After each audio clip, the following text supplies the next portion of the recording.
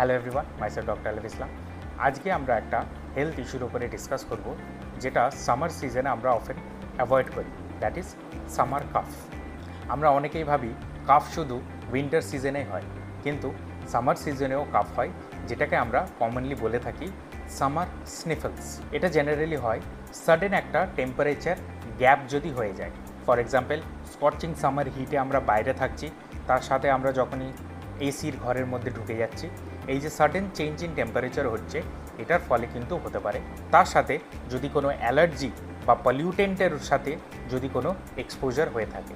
মূলত 200-র ওপরে ভাইরাস আছে, যেটা কি কমন কোল্ড করার কিন্তু সম্ভাবনা রাখে। এই ভাইরাসটা ইজিলি স্প্রেড হয় পার্সন টু পার্সন, হাসি বা কাশির মাধ্যমে। উইন্টার সিজনে যেরকম rhino virus is one of the positive agent, summer সিজনে কিন্তু এন্টেরোভাইরাস ইজ মোর কমন। এন্টেরোভাইরাস আপনার গলা আর নাককে কিন্তু এফেক্ট করে, যেটার জন্য আপার রেসপিরেটরি ট্র্যাক্ট ইনফেকশন হওয়ার চান্সেস থাকে। তার সাথে সর্দি কাশিও হয়। কমন সিমটমস কী কী হতে পারে? Cough, running nose, fever, body ache, diarrhoea, even nausea, ভমিটিংও হতে পারে। আপনি আপনাদের ফ্যামিলিকে কী করে প্রোটেক্ট করবেন? নাম্বার 1, বেশি করে জল খেতে হবে। দিনে 8 থেকে 10 গ্লাস জল খান আর নিজেকে হাইড্রেটেড করে রাখুন।